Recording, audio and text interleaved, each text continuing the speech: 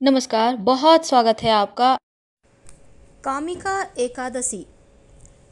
इस दिन भगवान श्री हरि की विधिवत पूजा की जाती है।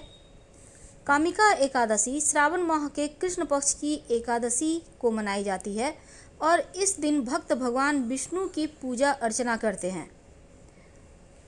2023 में कामिका एकादशी 13 जुलाई को मनाई जाएगी।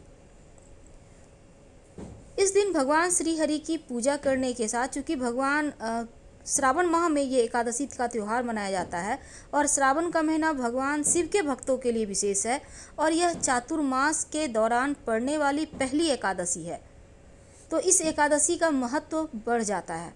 अगर इस दिन पूरी श्रद्धा से आप पूजा करते हैं, व्रत रखते हैं, तो बुरे कर्मों से छुटकारा मिलता है। जाने अनजाने में किए होंगे पाप जो भी वो समाप्त हो जाती है और भक्तों को मोक्ष की प्राप्ति होती है। सीधे विष्णु धाम या फिर वैकुंठ लोक को जाते हैं इस एकादशी का व्रत रखने से।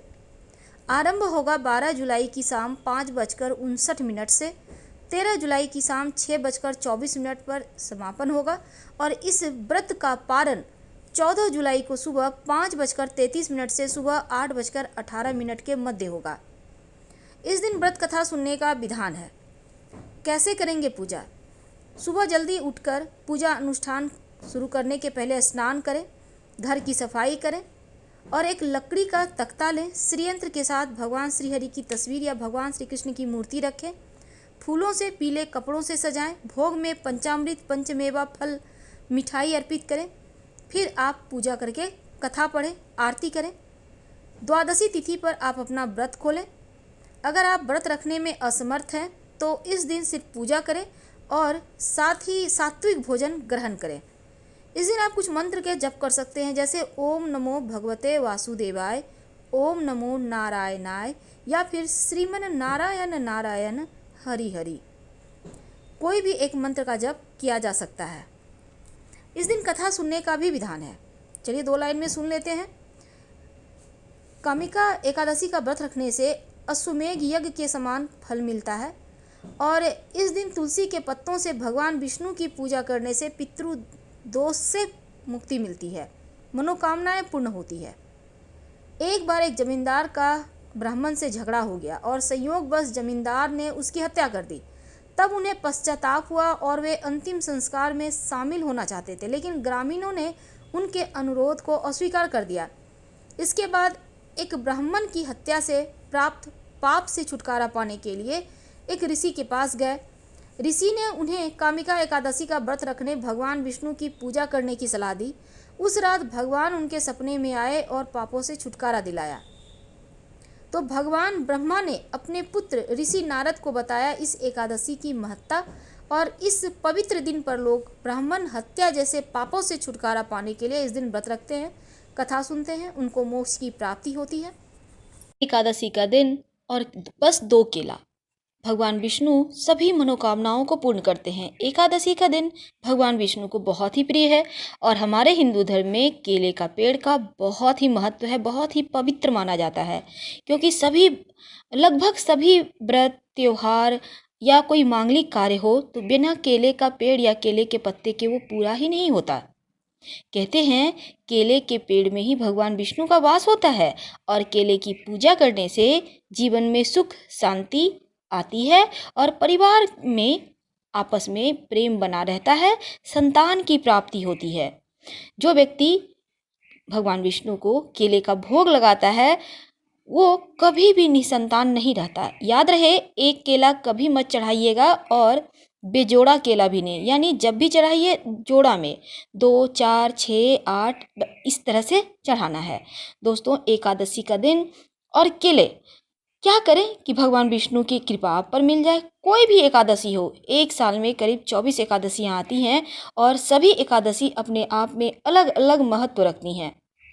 कहते हैं केले का पेड़ का अगर आप पूजा करते हैं, खासकर एकादशी के दिन या बृहस्पतिवार के दिन, हल्दी की गांठ, चने की दाल, गुड़, ये सभी चीज़ें केले के पेड़ के जड़ में समर्पित करते हैं। 1 लोटा जल अर्पित करते हैं, थोड़ा सा अक्षत, पुष्प जैसी मंगल चीज़ों को अगर आप चढ़ाते हैं तो ऐसा करने से आपको भगवान विष्णु का तो आशीर्वाद मिलता ही साथ ही बृहस्पति से संबंधित तमाम दोषों से भी आपको मुक्ति मिलती है और भाग्योदय होता है। जीवन में आप पीछे मुड़कर कभी नहीं देखते। दोस्तों, याद रखिएगा, जब भी भगवान विष्णु का दिन आता है, चाहे वो एकादशी हो, बृहस्पतिवार हो, केला मत खाइएगा। क्योंकि अगर इस दिन आप केला का आप पूजा करते हैं, केला अर्पित करते हैं भगवान को, इसलिए आपको नहीं खाना चाहिए।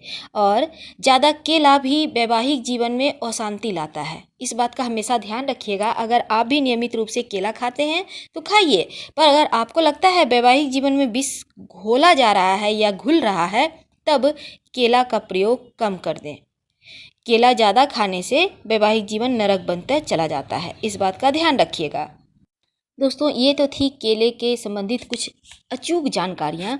अब ये जान लें, कोई भी एकादशी हो या फिर गुरुवार का दिन हो, आप केले के वृक्ष के नीचे 1 लोटा जल जरूर अर्पित करें और साथ में गुड़, चने की दाल, मुनक्का, हल्दी की गांठ, पीली हल्दी का गांठ, ऐसा करने से जीवन में कभी भी तकलीफ़ें नहीं आती हैं, तकलीफ़ें परेशान नहीं करती है। दोस्तों, वैसे तो हर किसी के घर में अभी केले का वृक्ष हो नहीं सकता, इसलिए हम केले का ही आपको उपाय बतलाएंगे। तो चलिए, आपको करना क्या है, आप कोई भी एकादशी हो 2 केला लीजिएगा। जब भी लीजिए 2 जोड़ा में, 1 केला कभी अर्पित मत कीजिएगा भगवान को। 2 केला लीजिए और लाल कपड़े में रखकर विधिवत पूजा कीजिए। थोड़ा सा अक्षत, पुष्प, चंदन, कुमकुम लेकर और फिर ओम नमो भगवते वासुदेवाय इस मंत्र का यथासंभव जप कीजिए। आप देखिएगा, ऐसा करने से आपकी तमाम परेशानियां धीरे धीरे समाप्त होनी शुरू हो जाएगी। कम से कम 5 एकादशी कीजिए, आपको और लाभ होने लगे तो आप लगातार कीजिए। महीने में तो 2 ही एकादशियां आती हैं, बृहस्पतिवार के भी दिन कर सकते हैं। आप चाहें तो अपनी मनोकामना पूर्ण करने के लिए प्रार्थना भी कर सकते हैं। और पूजा के बाद आप रात भर केला को वहीं मंदिर में पड़े रहने दें, क्योंकि एकादशी और बृहस्पतिवार के दिन केला नहीं खाना चाहिए। इसके बाद अगले दिन सुबह नहा कर वो दोनों केले उठा लें, अपने माथे से लगाइए और पूरे परिवार के साथ प्रसाद ग्रहण कीजिए। यकीन मानिए, आपके जीवन की तमाम परेशानियां खत्म हो जाएंगी और जो भी संतान संबंधी, खासकर अगर आपकी मनोकामनाएं हैं, तो वो हाथों हाथ पूरी होगी। दोस्तों, केला में अद्भुत गुण है। कहते हैं केला रोज खाना चाहिए, पर वैवाहिक जीवन में परेशानी हो तो मत खाएं। हम दोबारा से रिपीट कर रहे हैं। दोस्तों, हमारे धार्मिक मान्यताओं में केले का वृक्ष का बहुत ही महत्व है और ये तो आप जानती हैं। लेकिन अगर आप लड़की हो या लड़का हो, अगर आप मांगलिक हैं, विवाह में देरी हो रहा है, तब क्या करेंगे? केले के पेड़ से शादी कर दी जाए तो मांगलिक दोष दूर हो जाता है। भगवान विष्णु और माँ लक्ष्मी दोनों को ही केला आप जरूर चढ़ाइए नियमित रूप से। घर में सुख, शांति और समृद्धि बढ़ती है और वैवाहिक जीवन सुखी हो जाता है। दोस्तों, हम पहले भी आपको जैसे बतलाए हैं, अगर आप पुखराज नहीं पहन सकते हैं तो हल्दी की गांठ धारण करें, और अगर ये भी नहीं आप कर रहे हैं तो आप केले के विष का जड़ धारण करें। यकीन मानिए, बृहस्पति संबंधी तमाम परेशानियां दूर होगी और जीवन में खुशियां भी आएंगी। धारण कैसे करना है?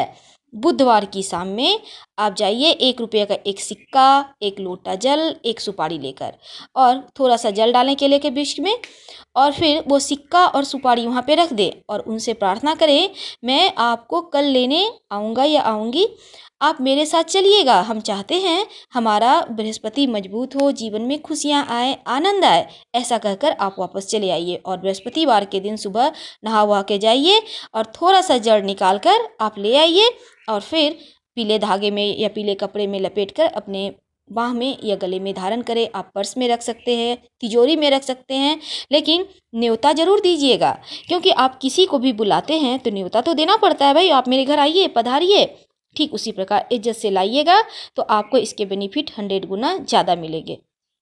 दोस्तों, इस छोटे छोटे उपायों को करके आप जीवन को खुशियों से भर सकते हैं और भगवान विष्णु की असीम कृपा आप पर यूं ही बरसती रहे। हम आपसे विदा लेते हैं। अगर वीडियो पसंद आए तो लाइक कर सब्सक्राइब जरूर कीजिएगा। धन्यवाद। हर हर महादेव।